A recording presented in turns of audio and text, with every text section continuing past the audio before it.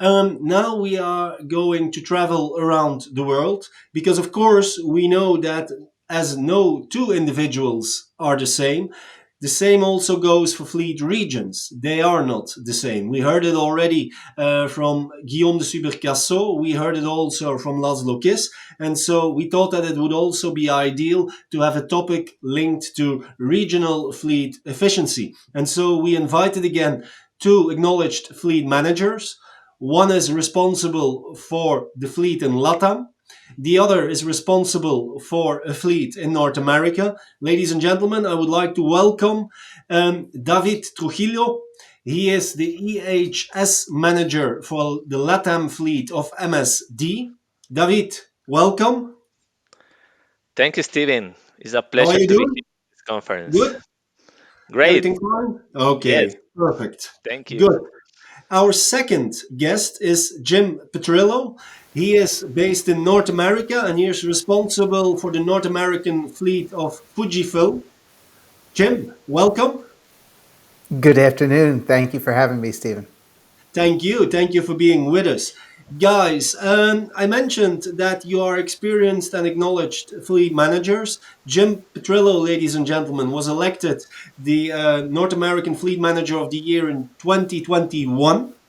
And David Trujillo was elected the Fleet LATAM Manager of the Year in 2022. So we have quite some expertise and experience among us. If you have questions for our guests, you can submit your question via the chat. I already prepared some questions, but I would like to start that you can present yourself and your fleet to the audience. I would like to start with Jim. Jim, you are based in North America, managing the fleet of Fujifilm. What do we know about the fleet of Fujifilm? Okay. Well, my fleet here in the U.S., first off, I'm located in New York, just outside the city in Westchester County. Our fleet covers all of our states, including Alaska and Hawaii, as well as Canada. We have over 1,600 vehicles on the road, and over 99% of them are decentralized. In other words, people take them home. So we're mostly made up of small SUVs. Here they're Chevy Equinox and Ford Escape, which I know aren't European models, but those are the most popular.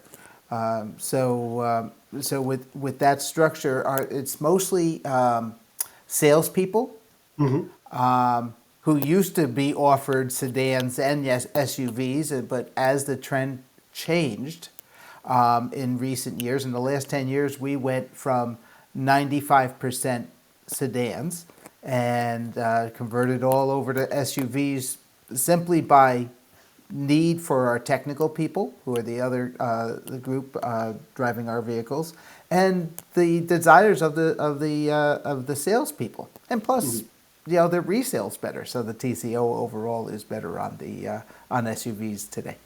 Okay, so it's a win-win. So you don't have the big pickup fleet that we traditionally link to American companies. No, pickups are the biggest selling vehicles in the U.S. That is true, Stephen. But I have two. Okay, good. Then we go to David. David, you are not based in North America, you are based in Latin America. Where precisely are you based? Yes, Steven. I'm in Ecuador. I live in Quito. So I manage the Latin region from here.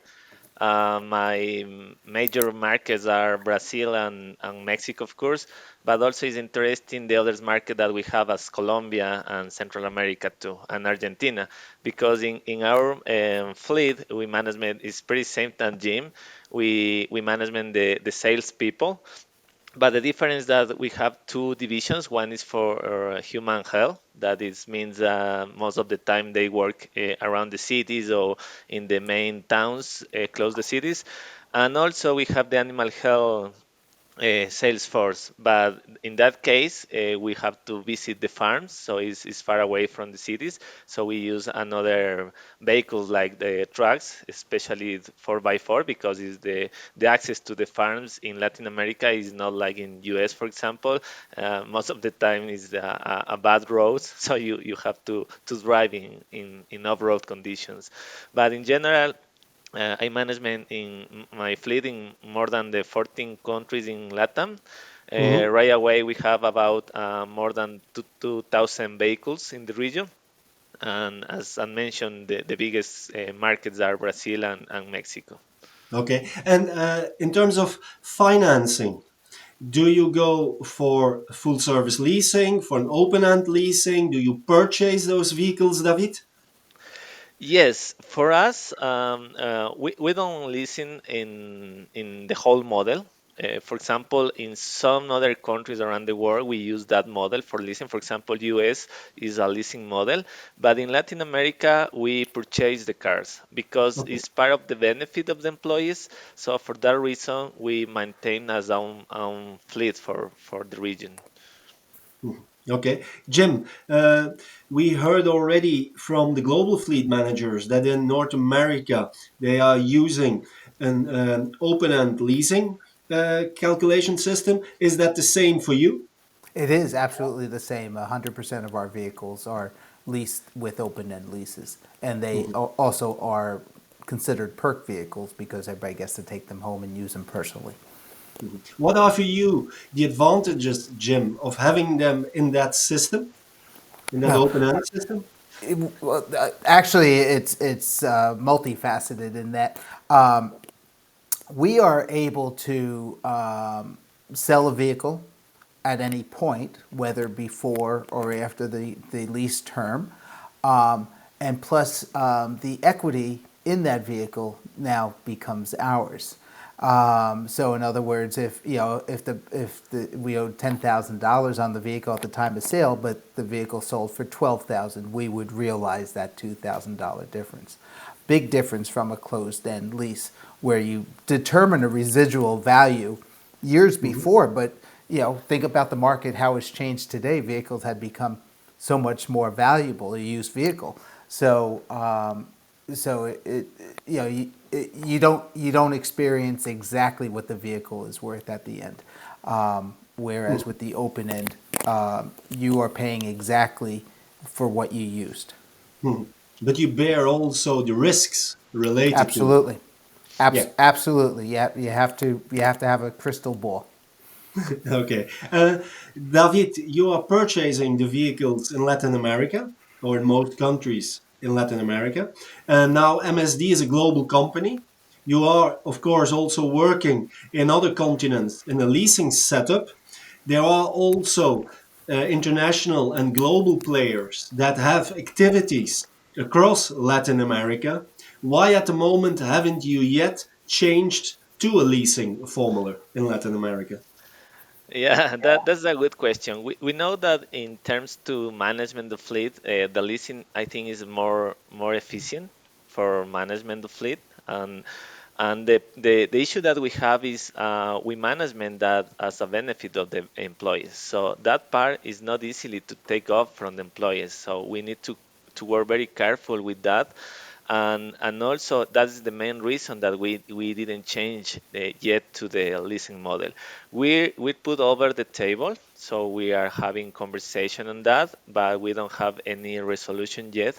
But I hope in the future maybe we can turn to that model for leasing in our region. Okay. Jim, now I would like to tackle a topic that we already tackled also with the other ones. Of course, the challenging situation. What is the impact of the supply issue for your North American fleet at the moment? It's it is quite or could be quite crippling. Now that all the manufacturers have given us allocations, we have to be very selective as to which vehicles we are replacing, whether by age or by mileage. and we have to be sure we choose the oldest, highest mileage vehicles first, because we're used to a situation where I check off 400 vehicles that I want to replace and place my orders. Today, now, with these restricted allocations, we have to be much more selective as to who we're going to choose to replace. And did you, like the others before, open your policy to more car manufacturers to cover, let's say, the supply issue? Or did It's at the moment you stick to the ones that you prefer? one of the uh, I'd like to consider this a key to my success as a fleet manager is when I first took on this role. I opened up our our selector to multiple manufacturers for many reasons. Um, First off, in the first year that I was a fleet manager, all of the cars that I bought were recalled because I bought them from one manufacturer, and it was a major recall. But you don't know when there's going to be a strike. You don't know when there's going to be some kind of supply chain issue. So that has always been our policy since I took on this role.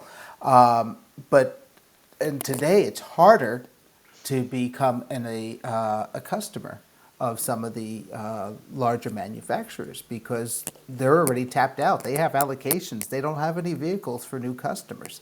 So it's much more difficult today. And I'm we're very lucky that we had this policy beforehand.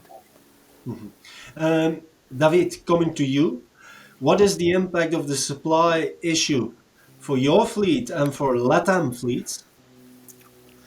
Yes, Steven. It's pretty similar. I think this impact is for everyone. It's not only for some industries. I think the impact of the absence of the cars in the market is hard for management for everyone. In case of us, one of the thing is we renew the cars in terms to the we complete the period, the time that we management the car. For example, every employee management their car for 4 years. So after that period, they need to renew one. So the renewals is not in the same time for everyone. So in that manner, we can management much better because sometimes in some countries, for example, we only have to buy 3 cars, or in another case, we have to buy 20 cars. So it's more manageable because we can assure that we can availability of the cars from the dealers. But in some countries, for example Brazil, I think is the most impact because it's the biggest one. So we sell more cars, and of course we feel the absence of the cars in that market. So it depends of the market in LatAm. In some Mhm. countries we feel very low, but in other ones like Brazil is harder to drive. Okay. Jim, what are your tips? What is your best practice on supplier management and supplier control in North America? Supplier control has gotten out of hand, Stephen. Yeah, we used to think that we had a good handle on that, but the tables certainly have turned, right? Now the suppliers are controlling us more than we were able to have our say. So you have to keep that communication open. You have to constantly be asking the questions and finding out your allocations, etc. If you're trying to get a new manufacturer, you're going to have to start 1 or 2 years before you actually get in there. And you may have to make some promises, some volume promises. So you have to be prepared for those volume promises, and you have to be prepared to wait because the order to delivery times are astronomical. What are they? Sometimes up to a Yeah. year. They're Up to a year. astronomical, Yeah. and where they're taking up to a year, and you have to be sure that that driver is able to stay in that car for a year. So I've had a few instances where the driver couldn't stay in his car. Transmission failure was just too old, whatever it was. But instead of putting him in a rental, because now our rental costs have certainly skyrocketed, instead of putting him in a rental, we found a car that was being turned in from another employee and shipped it over to him to use temporarily. Of course, it's not the best situation, but it's certainly better than being in a rental. And the same goes for new hires.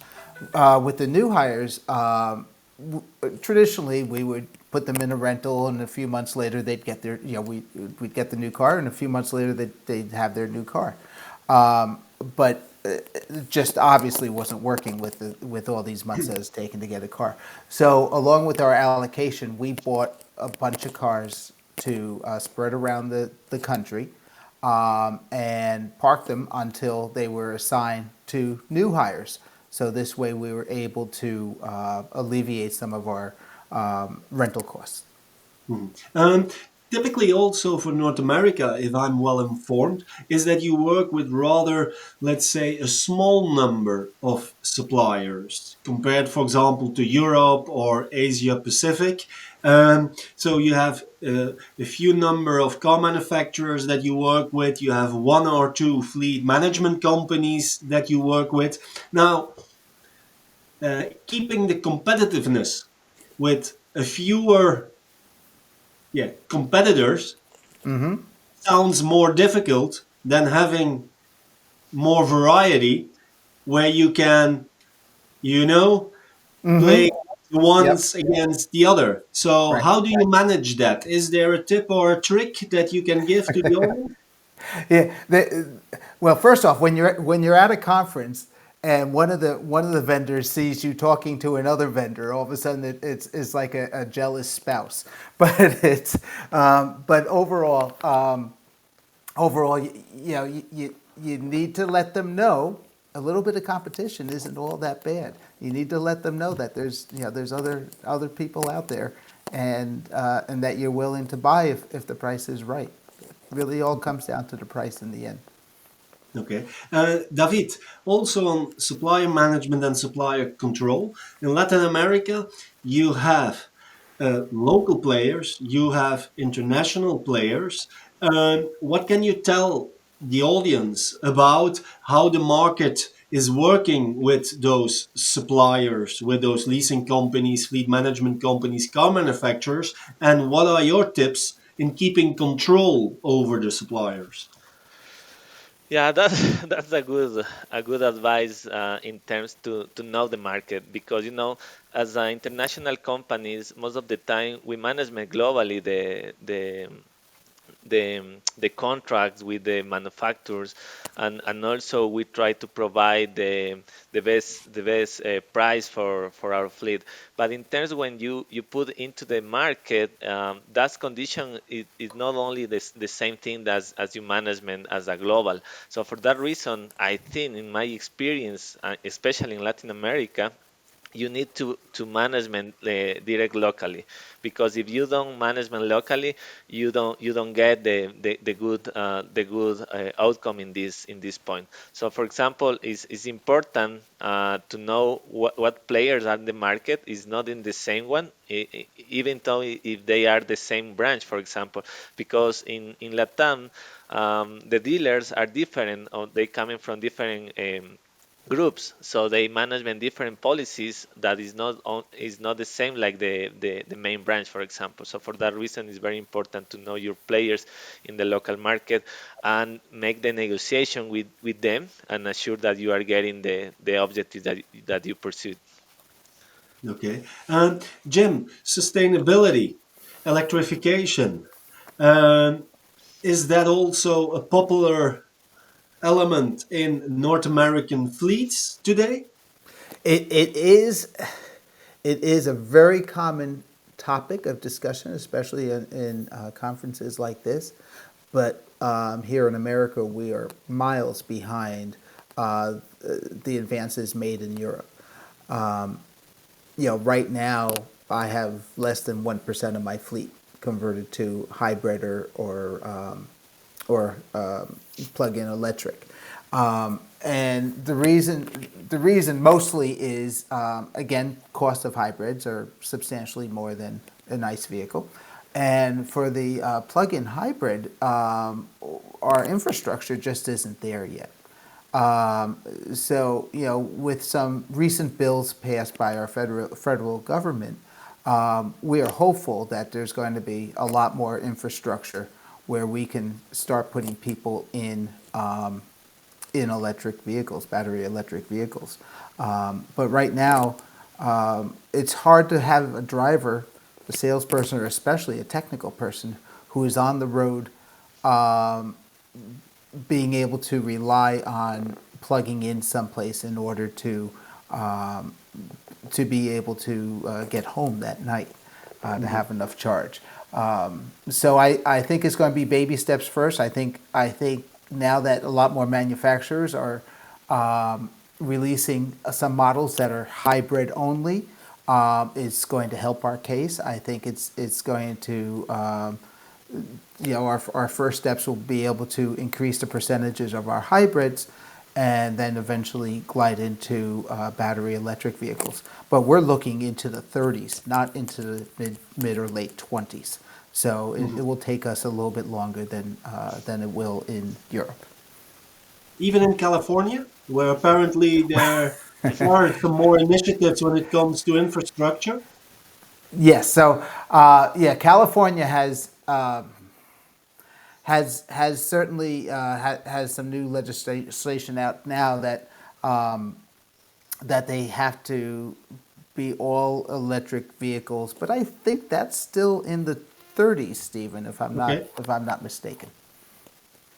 Okay, good. David, in Latin America, sustainability and fleet electrification, is it a topic that goes around? Is it a realistic one? And how are you doing in terms of fleet sustainability with MSD in LatAm? Yes, in terms of our outcomes and in terms to our strategy, we put it on the table right away is on the objectives of the company. So for us, for example, the idea is between 2020 and 2025, migrate to the hybrids models. So we are growing out very fast in this. It's not easily this year because we talk about the absence of the cars, but we are working on that. And the idea is to start moving to the EV cars from 25. The idea is to reach 2030 with the 100% on the fleet Okay. electric vehicles. So it's ambitious, as everyone knows. It's not easily because the infrastructure is not yet, and and I think it's not only part of the why they don't put yet infrastructure on the country. It's part of the there is a lot of the politicians topics that we need to management, and unfortunately in Latin America, and everyone knows here is a most issue problems with the corruption. So I think that is the main topic that we need to solve first, because a lot of the people involved in the policy in the politicians, they want to make put the hand on this kind of project. So that is the main barrier that we have in the region. But I think most of the countries, they are putting this benefit for the people that is migrate to the EVs. So I think I was skeptic in the last years, seeing if what our region is moving fast to the this kind of the new technology. But in between the last year and this year, I'm seeing a very grow. In few countries, so I think Mhm. it's possible in the coming years. So for Okay. us as an MSD is part of the objective, but I think in most countries it will be also effectively. Okay. And in what countries first? Where do you see the most development? Uh, Mexico r- City, y- Mexico? yes, I see a lot in Mexico. There is a lot of public vehicles using as Mhm. a taxi or Uber with a great fleet, EV fleet. Also Colombia and Ecuador that I'm seeing. Okay. Good. Then a question related to that for Jim. A question from the audience. It's electrification, and supply management. So the person sends us the question. In my company, we want to get hybrid cars in the US and in Canada, but the car manufacturers are privileging consumers at the moment, we have the impression, and it's very difficult to get sustainable cars for our fleet. Do you have the same constraints, Jim? And if so, how are you managing the sourcing process for those cars? Or can you give a tip? Okay, good question, and that's a valid point. The tables certainly have turned, where the fleet always got all the vehicles that they wanted, and manufacturers were proud to say that 20 some odd percent of their manufacture was for fleet vehicles. But certainly now they're realizing that they can get more money by putting them out on the retail market, and they're selling each and every car that they can possibly make. So again, it's with the allocations. I had one manufacturer who I buy hybrids from only allow me to buy four. Actually, it was at first two, and they sent me a very nice email saying, "Hey, we're very happy to tell you that we've doubled your allocation to four." So, this is the world we live in. So again, that's why you need to have multiple manufacturers. Is really where it comes down to today. Buying out of stock, out of dealer stock, just is not a reality unless you're stuck and absolutely need a vehicle, because you're going to pay retail price, and Yeah. that's not sustainable. Okay. Thank you. David, is telematics a necessity to manage a fleet correctly across Latin America? Yes, I definitely believe that is part of the efficiency and, of course, the outcomes that you can reach is if you use telematics. If you more support your fleet with technology, you will more efficient. And I see in my fleet is we have very good results with that. And of course, we would like to implement more initiatives with the telematics because right away you have a lot of the options in that market. So I think in the near future we can manage more options for our drivers. But I think it's definitely very efficient for the fleet. Okay. Is it also that it's not only, for example, for sustainability or fuel efficiency reasons, but also for safety, for fraud, and so on? Yes, right. We use a lot for safety. It's part of our DNA. Is especially for maintaining our drives very safely. So we use a lot of telematics with that. Okay, good. Jim, North America, is it mandatory almost that you have a connected fleet or telematics in your vehicles to manage it correctly? I wouldn't call it mandatory at all, Stephen. At this rate, there was a poll taken at a recent fleet conference, and although the majority of fleets are using telematics, we're finding that decentralized fleets, like David's and mine, are they're not quite there yet. We have this, what we call the Big Brother syndrome, right? That we're afraid of having our drivers being watched, or our drivers don't want to be watched while they're driving the car for personal use or whatnot. So there's a fine line, and so we're not all there yet. I agree 100% with everything that David said about the benefits of the telematics, but not everybody's there yet on decentralized fleets, such as pharmaceuticals and whatnot. Okay. Jim and David, would you be open to also participate in the Global Fleet Conference in Portugal next year? For example, in a panel discussion about regional or international fleet management, where you can then share even more insights, for example, about North America from Jim and David for LatAm? I'd be happy to. Yeah, Okay, sure. great. Yes, We'll good. to.